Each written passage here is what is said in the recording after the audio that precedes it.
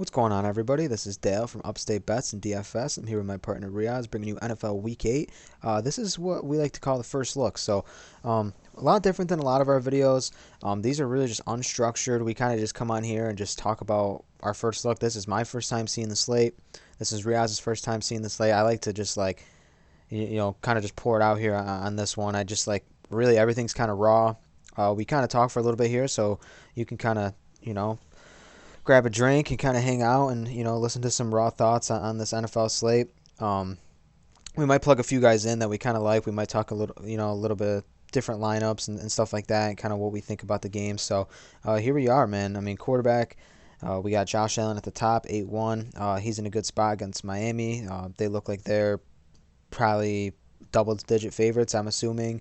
And then we go down Stafford against Houston. They're also huge favorites, and then Tampa Bay is not huge favorites against New Orleans, but they are obviously the favorite, and he's at 7-4. So those are the top three guys. And are you liking anybody at the top, or what are you thinking?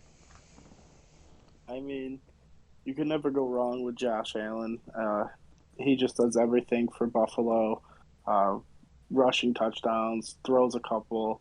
I don't know if I would get up to that 8-1. Have to really check out the value in this slate. You can always go with Brady. It seems like they just score 100 points every week. 7-4 is not bad. He always seems to throw about 3 touchdowns a game. He's only really had one bad game this year, and that was that weird game in New England where it seemed like no one was getting anything going. So, and then you always got Herbert.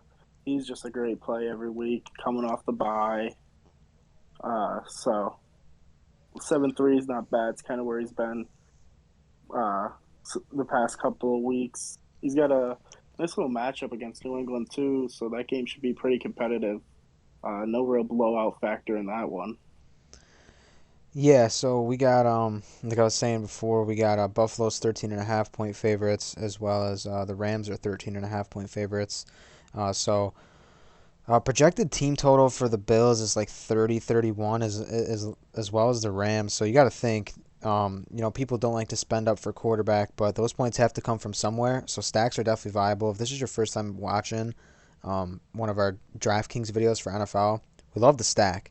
If you got a quarterback that is projected to score 30 points, I mean, I understand, if you don't think they're going to score 30 points, but I mean, how often is Vegas really that far off? They're projected for 30 points. I mean, they're going to be right around there, especially if they're 14-point favorites. I mean, they're going to have to put on points somehow. Josh Allen is going to be a part of those points. It looks like he's got some 2 very good pass catchers in Diggs and Emmanuel Sanders. You could throw Beasley in the mix. Dawson Knox looks like he's dealing with some sort of I think it's a hand injury or something like that, or maybe a foot injury. I don't know. One of the two. I know they're completely different body parts, but he's got a tight end in that spot too, who's like super cheap. So we'll get to him. I think because he got what's his name down here, Buffalo. Oh, Sweeney. Tommy Sweeney. He came into the game. He came into the game late, so he looked for a guy like that. But we'll get to that when we get to tight end. Getting a little bit lower here. We're kind of closing out the quarterbacks here with someone like Davis Mills.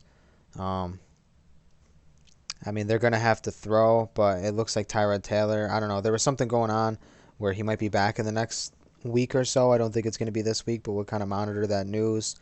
And, I mean, man. Yeah, Tyrod's coming back to practice this Wednesday, so that is definitely something to definitely take a look at for sure. Especially at that price, if he's a full participant in practice. I mean, at 4-9, even though they are playing the Rams, that might be kind of a shot in the dark, kind of take down a GPP if he just goes crazy. Another guy I'm kind of looking here is Trevor Lawrence. I mean, that Seattle. I mean, regarding the last 2 games, they were just low scoring games, but it's not pretty. But I mean, Seattle doesn't have a great defense, and he's at 5-5. There's a couple of pass catchers you can pair him up with. That's a shot in the dark kind of play too. We've seen Cleveland in some shootouts. Big Ben is down here at 5-4. he literally goes like a couple percent owned every week. Burrow is in a good spot against the Jets. They're not even gonna have Zach Wilson. Um, this could be a spot where just they're gonna score 30, 35 points. Burrow, Chase, Higgins. I mean, you're gonna like that's a solid stack too. So, I mean, that's pretty much quarterback. If we were to plug in one guy here, oh man, I don't even. It's just too Uh, early. one guy I'm really looking at this week, I was pretty high on him last week, is Matt Ryan going against the Carolina Panthers, is just a miserable team at this point.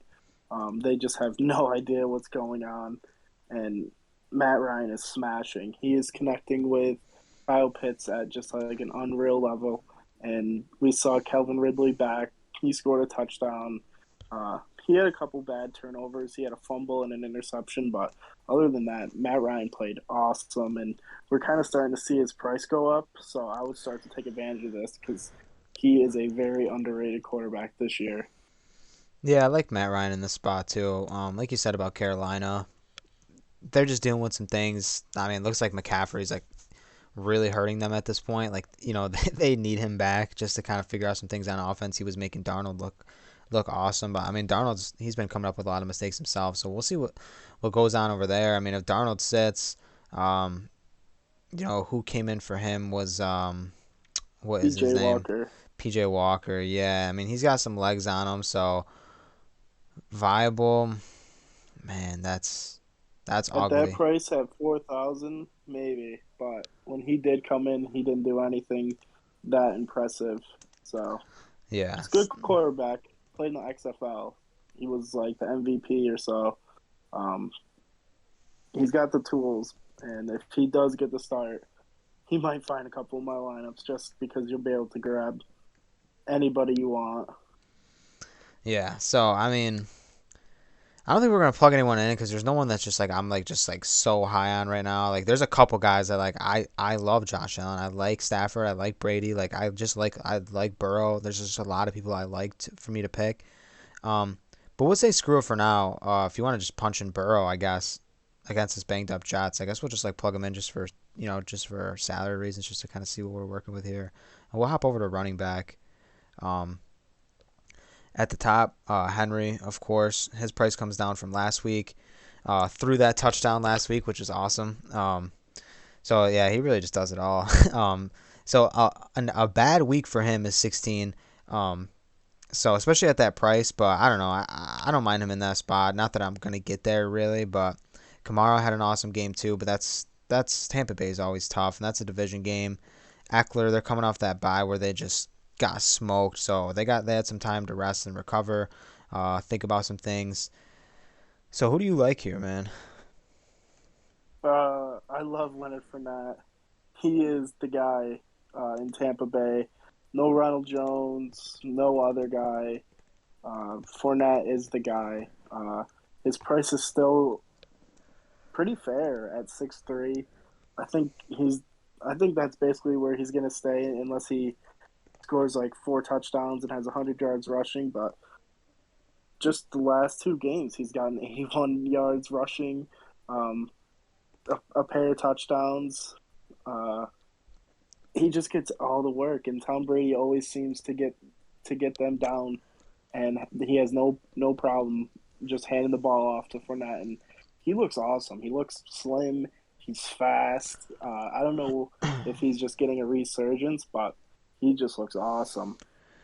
Yeah, so yeah, I like him there too.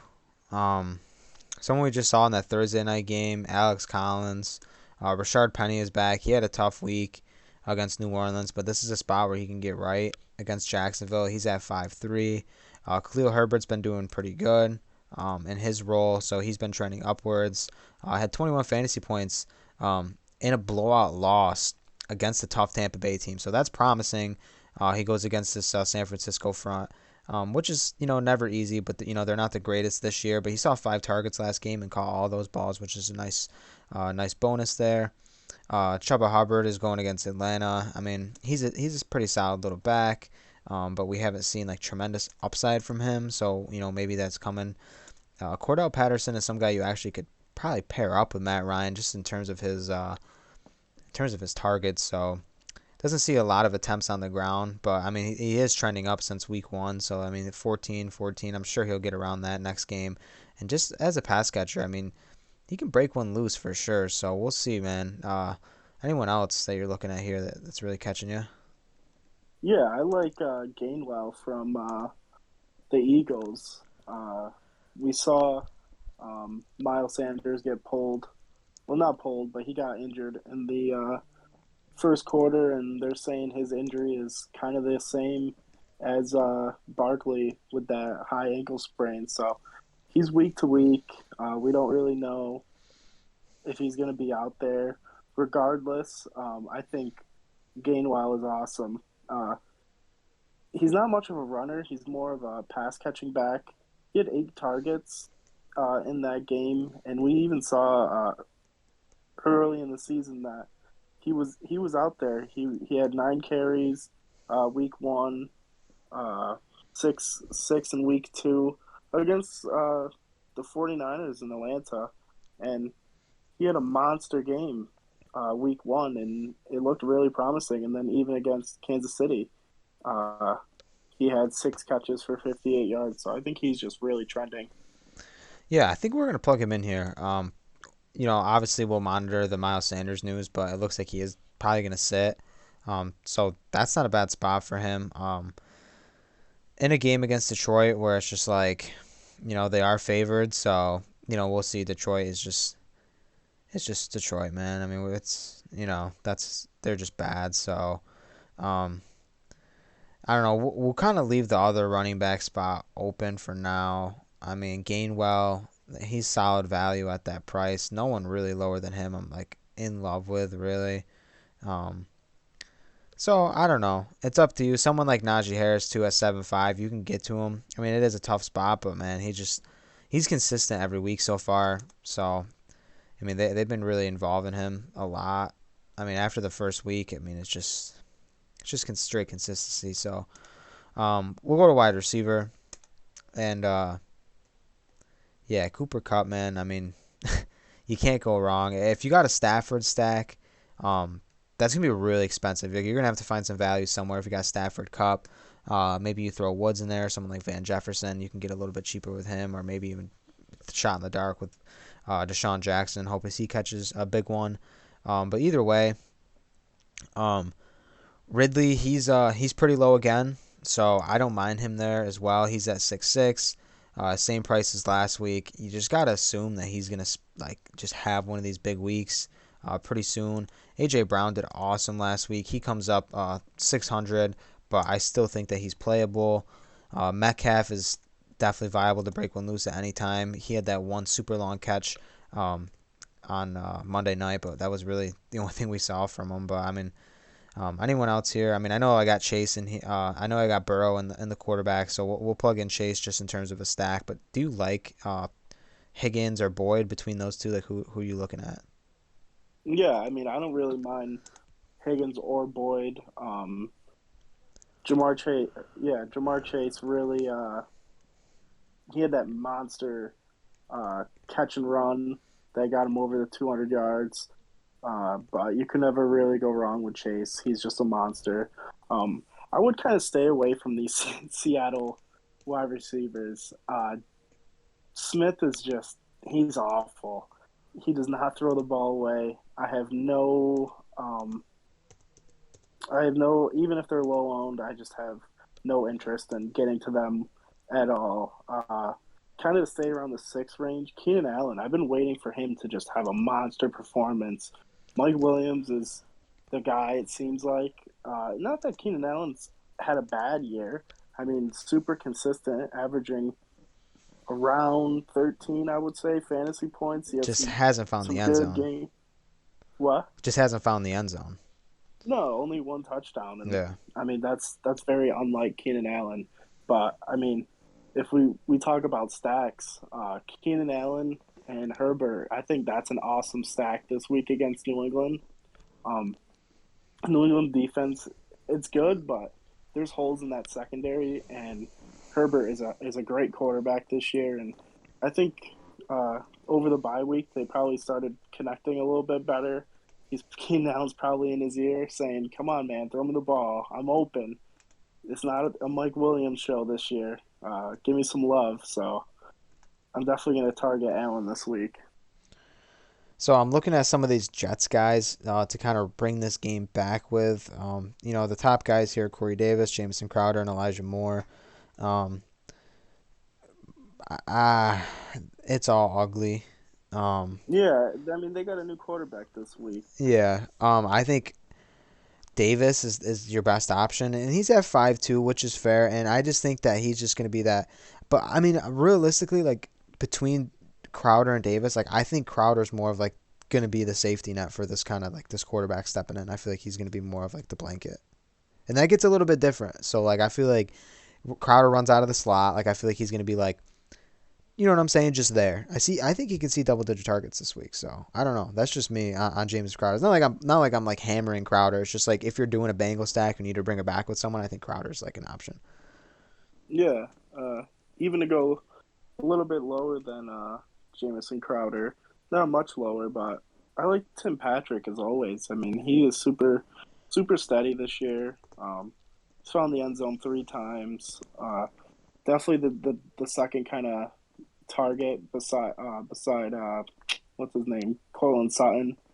I know there's Noah Fant, but Tim Patrick just always seems to just be open anywhere, and I don't really like anybody lower. I mean, Ayuk, I would love to play Ayuk at 4-2, but he's just not viable at all.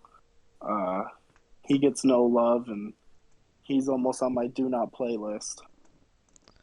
Yeah, I'm just curious on why. I mean that was the case this year. Someone that was getting drafted, not necessarily high, but like I've seen him go like fourth, fifth round in like season longs and stuff like that too. So definitely a bust there.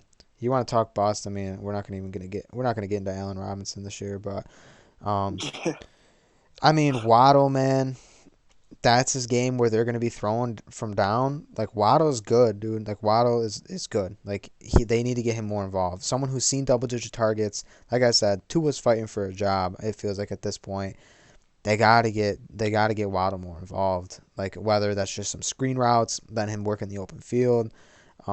We thought he was gonna be kind of this big play guy that was just like this deep threat, kind of like a Henry Ruggs.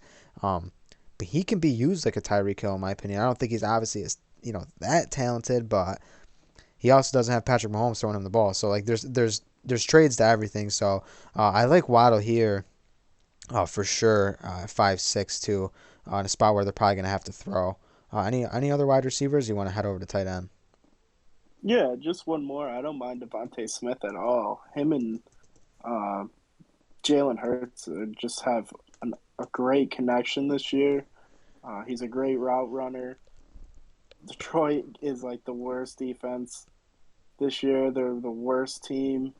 It, they played good against the Rams, but I think they just were putting their heart and soul out for golf in that game. And this might be a game where you really want to target Philly players. They might score 50 points on this Detroit Lions defense. Yeah. So I mean, Jalen Hurts stacks are completely in play this week, especially with Devontae Smith being like the number one option at so cheap. Especially, I mean, you can throw in Kenneth Gainwell in that mix too. So, as a pass catcher as well. So, I mean, Boston Scott, like, I mean, I don't know. I'm not gonna get that far deep into the Philly rotation, but yeah, Devontae Smith completely fucking playable this week for sure. Especially at that price range where Waddle's right there as well.